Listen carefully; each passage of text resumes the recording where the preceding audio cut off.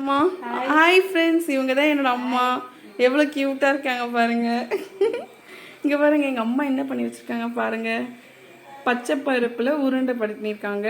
இது சொயா உருண்டைக்கு மாவு வந்து ரெடி பண்ணி வச்சுருக்காங்க. எண்ணெய் காஞ்சிட்ருக்கு ஃப்ரெண்ட்ஸ். அம்மாவை பார்த்துக்கோங்க. ஹாய் சொல்லுமா எல்லாருக்கும். ஸ்லோ ஃப்ளேமில் வச்சு போடக்கூடாதா? ஹை ஃப்ளேமில் தான். ஐயோ, இங்கே பாருங்கள் ஃப்ரெண்ட்ஸ், எங்கள் அம்மா வந்து மாவில் வந்து சொய்யும் வந்து எங்கள் ஊரில் வந்து சொய்யா உருண்டைன்னு சொல்லுவோம், மற்ற ஊர்லலாம் சொய்யுன்னு சொல்லுவாங்க. அப்புறம் என்னென்னு கமெண்ட் பண்ணுங்கள் ஃப்ரெண்ட்ஸ். பாருங்கள் எவ்வளோ அழகாக போட்டிருக்காங்க. எங்கள் அப்பாவுக்கு நாளைக்கு தேவசம் ஃப்ரெண்ட்ஸ். ஸோ அதனால் நாங்கள் பலகாரம் படைக்கிறதுக்காக செஞ்சிட்ருக்கோம். உங்களுக்கு பிடிச்சிருந்துச்சுன்னா லைக் பண்ணுங்கள், கமெண்ட் பண்ணுங்கள், ஷேர் பண்ணுங்கள், அப்புறம் சப்ஸ்கிரைப் பண்ணுங்கள் ஃப்ரெண்ட்ஸ்.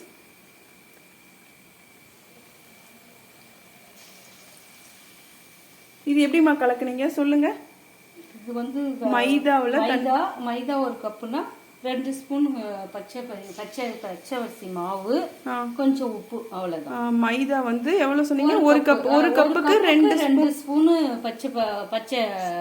பச்சை மாவு, அரிசி மாவு. பச்சரிசி மாவு வந்து 2 ஸ்பூன். அப்புறம் தண்ணி தேவையான அளவு.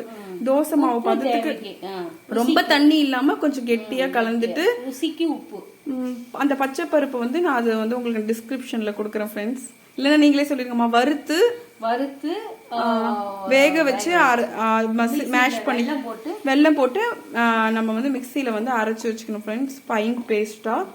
அதுக்கப்புறமா வந்து இந்த மாதிரி ரவுண்ட் ஷேப் பண்ணிட்டு மாவுல டிப் பண்ணி ரோஸ்ட் பண்ணி எடுக்கணும் ஃப்ரெண்ட்ஸ்.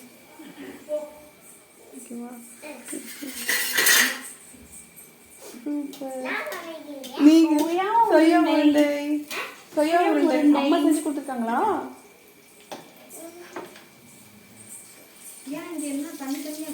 இப்பதான் அங்க ஜீரா ஊத்திச்சேன். கிஷோர் கூட உண்மையாவே குடிப்பான் அப்படிதான்.